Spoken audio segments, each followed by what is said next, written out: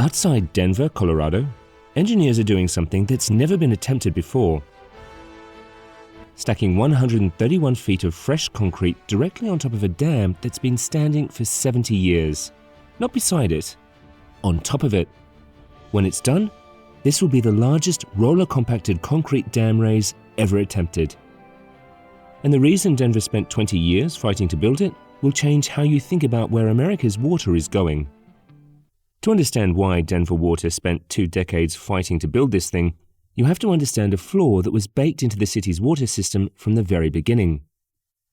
Denver's water supply has always been lopsided. About 90% of the city's storage capacity sits south of the city, drawing heavily from the South Platte River Basin. The north side of the system, where Gross Reservoir sits, holds only about 10%. For a long time, that imbalance didn't seem catastrophic.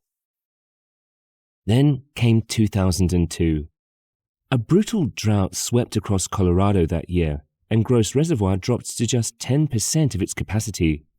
The north side of Denver's water system nearly ran dry.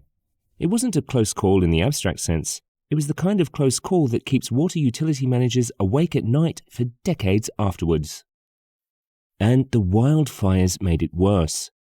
The 1996 Buffalo Creek Fire and the 2002 Hayman Fire sent massive amounts of ash and sediment pouring into the southern reservoirs, and recovery from that damage took years and compounded the pressure on an already unbalanced system. Meanwhile, Denver kept growing.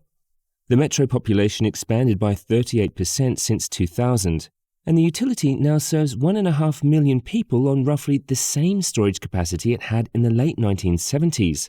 Stretched across nearly 500,000 more people. Shrinking snowpack, earlier spring runoffs, longer droughts. The trends all pointed in the same direction. The North System was the weak link, and every passing year made that clearer. Gross Dam was built in 1954. It was named after Dwight D. Gross, the chief engineer of Denver Water at the time, and despite the name, nothing gross about it. The dam sits in Boulder County, capturing water diverted from the Fraser River via the historic Moffat Tunnel. When it was completed, it held 41,811 acre-feet of water, enough to serve the Denver of the mid-20th century, but not the Denver of today. Here's the part that makes this story worth paying attention to. The engineers who built the original dam in 1954 knew this day would come. They designed the downstream slope and the geometry of the dam specifically to accommodate future raises. The foundation was laid with expansion in mind. There were 2 planned future stages drawn right onto the original blueprints. This project delivers both of them simultaneously in a single construction effort. The design for what's happening today existed before most of the people building it were even born. You might think that once engineers identified the problem and had a ready-made solution embedded in the original design, the rest would be straightforward. But the approval process turned into one of the most grueling infrastructure battles in Colorado history. Planning officially kicked off in 2002, triggered directly by the drought that had just nearly emptied the reservoir. It took 13 years just to clear the Corps environmental permitting phase, with the Army Corps permit issued around 2017. Denver Water committed $30 million to more than 60 environmental mitigation projects as part of securing those approvals, covering everything from stream restoration to wildlife habitat improvements. The Federal Energy Regulatory Commission, which oversees hydroelectric projects, issued a legally binding completion deadline of 2027. Construction was finally greenlit in 2021. Nearly 2 decades after the idea was formalized, the first concrete was poured on April 1st, 2022. 20 years from problem to construction start. That's the pace of large infrastructure in America today. The engineering on this project is unlike anything attempted before at this scale. The core challenge is bonding roughly 740,000 cubic yards of brand new concrete to more than 600,000 cubic yards of 70-year-old concrete, and making those 2 completely different structures behave as a single, unified body under the pressure of tens of millions of cubic yards of water.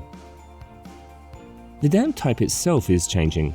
The original structure was a gravity dam, meaning it relied entirely on its own mass to hold back the reservoir. The expanded version is being converted into what engineers call a thick arch dam, a design that redirects the water pressure outward into the canyon walls on both sides, giving the structure far more strength relative to its size. This transformation, from gravity dam to arch dam, has never been done at this scale before. To make the arch work, crews drilled and embedded massive thrust blocks directly into the canyon rock on both sides of the dam. These essentially extend the canyon walls upward, giving the arch something solid to push against. But before any of that new concrete could go up, the old dam face had to be prepared. Step 1 was hydro-demolition, a process where ultra-high pressure water jets running at 20,000 pounds per square inch strip away the top layer of the old concrete surface across 18,500 square meters. The goal is to expose fresh, chemically reactive concrete beneath the weathered outer skin, creating a surface that the new concrete can bond to rather than just sit against. Step 2 is the RCC construction itself, roller compacted concrete, which gets its name from how it's applied. 118 stair-step layers run from the bottom of the existing dam all the way to the new crest, each layer 4 feet tall with a 2-foot setback from the layer below. A dump truck delivers the mix, a bulldozer spreads it, and an 18-ton vibratory roller compacts it, all within 15 minutes of pouring before the concrete begins to set. The RCC mix is made from crushed rock quarried directly on site south of the reservoir. Putting the quarry on site eliminated millions of truck tips that would have otherwise been required to haul material in from elsewhere. 3 million tons of rock processed on site and placed in continuous layers from May through early winter each construction season. At nearly 8,000 feet above sea level, mountain weather dictates everything. When temperatures drop below freezing, work stops, and blankets go over the freshly placed concrete to keep it from freezing while it cures. Then spring arrives and the crews get back at it. When complete, Gross Dam will stand 471 feet tall and stretch roughly 2,000 feet across the canyon. That makes it the tallest dam in Colorado, the tallest roller compacted concrete dam in the United States, and a structure designed to last 2,000 years. By the end of the 2024 construction season, running from May through November, crews had placed 269 vertical feet of concrete steps, measured from the canyon floor upward. That brought the structure almost level with the top of the original dam. Then came 2025. Even as the crew approached the original crest elevation in June of 2025, the concrete crossed the original dam's crest elevation. Every layer placed from that point forward was purely new structure, rising into territory the original dam never reached. By December of 2025, the dam had been raised 109 feet above its original crest. The final 22 feet will be completed in the 2026 construction season, when the dam tops out at its full final height. After that, the crews will install the control building, concrete railing, and the spillway bridge. The structural work wraps up in 2026. The reservoir begins filling in 2027 if legal clearance is granted. On April 3, 2025, with construction roughly 60% complete, Senior U.S. District Judge Christine Arguello halted the project entirely. She ruled that the Army Corps of Engineers had failed to properly assess environmental alternatives before issuing permits, in violation of the National Environmental Policy Act and the Clean Water Act. Environmental groups including Save the Colorado had been fighting this project since 2018. Their core argument is serious and worth understanding. The Colorado River is already over-appropriated. Climate data shows its flow has dropped by roughly 20% in recent decades. Upper basin states are under pressure to cut back on diversions, and here's a project that would pull significantly more water from the system. For about 8 weeks, construction stopped. Then Judge Arguello reconsidered. She determined that leaving the dam in its incomplete state posed genuine safety risks to people and habitat downstream, as well as to the structural integrity of the unfinished pour. On May 29, 2025, she vacated the construction injunction and allowed the dam raise to continue. But she made the injunction against filling permanent. Denver Water is prohibited from filling the expanded reservoir, clearing trees, or diverting the additional water the project was designed to capture, at least until the Army Corps of Engineers rewrites the environmental permits from scratch. Denver Water has appealed that ruling to the 10th Circuit Court of Appeals, and the environmental groups have pledged to defend the injunction. The dam raise continues, but it cannot hold water until those appeals are resolved. Denver Water called the situation an egregious example of how difficult it has become to build critical infrastructure in America. The cost keeps climbing too.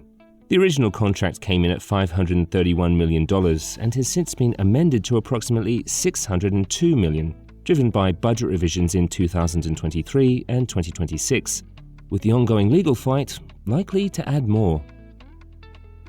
If and when this reservoir fills, the transformation will be significant. Gross reservoir goes from 41,811 acre-feet of storage to 119,000, roughly 77,000 additional acre-feet of water supply capacity for the Denver metro system. The north-south imbalance that made the 2002 drought so dangerous gets corrected. The north system's share of Denver Water's total storage climbs to roughly 30%.